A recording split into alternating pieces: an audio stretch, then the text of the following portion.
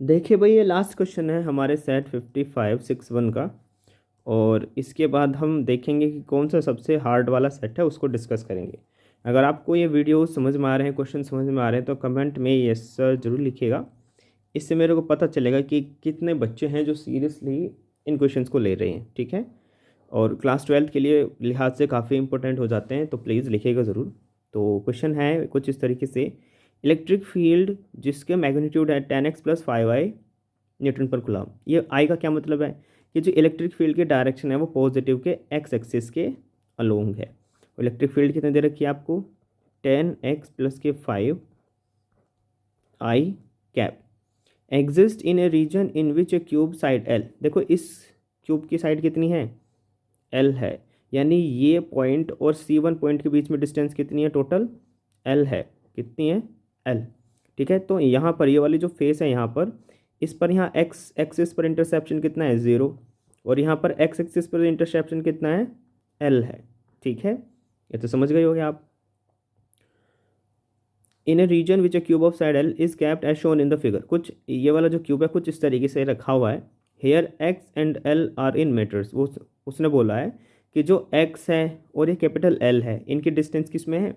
Metres में है। Calculate the net flux through the cube. आपको नेट फ्लक्स कैलकुलेट करना है। देखो फ्लक्स का फॉर्मूला होता है इंटीग्रल फॉर्म में, अगर आपको फ्लक्स का पता है, ये होता है हमारा EDA।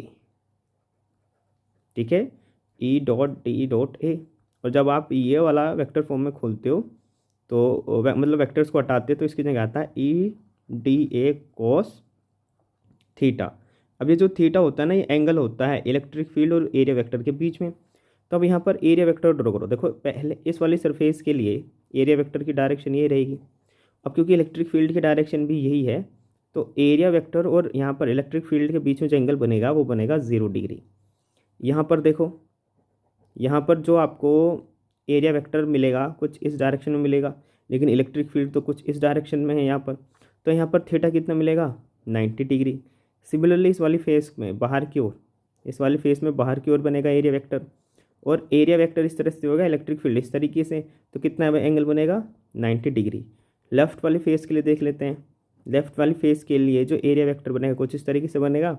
और हमारी इलेक्ट्रिक फील्ड की डायरेक्शन भी आप ऐसे मान लो, ऐसे मान के चलो। देखो अब ये इलेक्ट्रिक फील्ड की डायरेक्शन ऐसे है, एरिया वेक्टर ऐसे है, और इलेक्ट्रिक फील्ड की डायरेक्शन यहाँ पर ऐसे है। तो यहाँ थीटा कितना बन गया? 180 डिग्री। यहाँ देखो इस वाली फेस के लिए, इस वाली फेस के लिए एरिया वेक्टर नीचे की ओर और इलेक्ट्रिक फील्ड की डायरेक्शन ये है, तो थीटा कितना बन गया? 90 डिग्री। और कोस 90 होता है 0। तो जिस जिस एंगल पे, माफ़ कीजिएगा, जहाँ भी आपको एरिया वेक्टर और इलेक्ट्रिक फील्ड के बीच में एंगल 90 मिल रहा है, वहाँ से पास होने वाला इलेक्ट्रिक फ्लक्स 0 होगा। तो उसको तो हम रफ ही कर लेते हैं। ये 0 होगा, ये भी 0 होगा, ये भी 0 होगा। ठीक बात। बस ये दो बच जाएंगे, एक तो राइट फेस और एक लेफ्ट फेस। तो इसके लिए ही कैलकुलेट करते हैं। मैं बोलता हूँ electric flux for the left face, left वाली फेस के लिए कितना इंटीग्रल करेंगे? E/D/कोस 180। और कोस 180 की वैल्यू होती है -1। तो electric flux for the left face कितना होगा? इलेक्ट्रिक फील्ड की वैल्यू रखेंगे।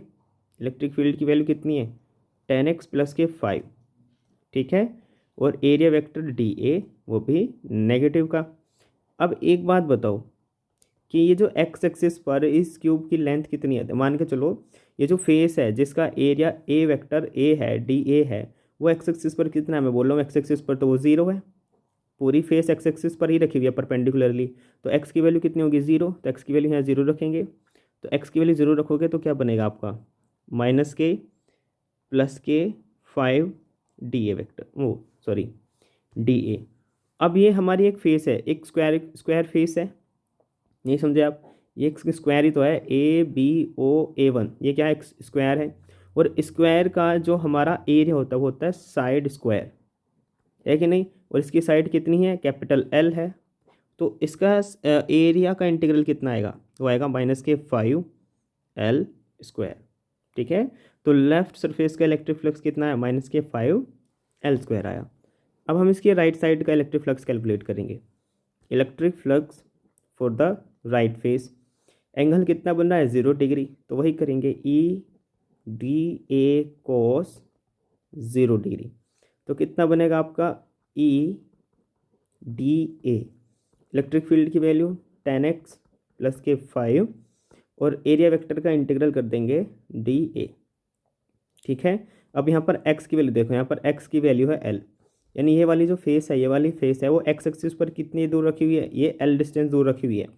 तो x की जगह आ जाएगा l, तो क्या आएगा 10l प्लस के 5 और एरिया क्या होगा इस वाली साइड का, वो होगा हमारा l स्क्वायर।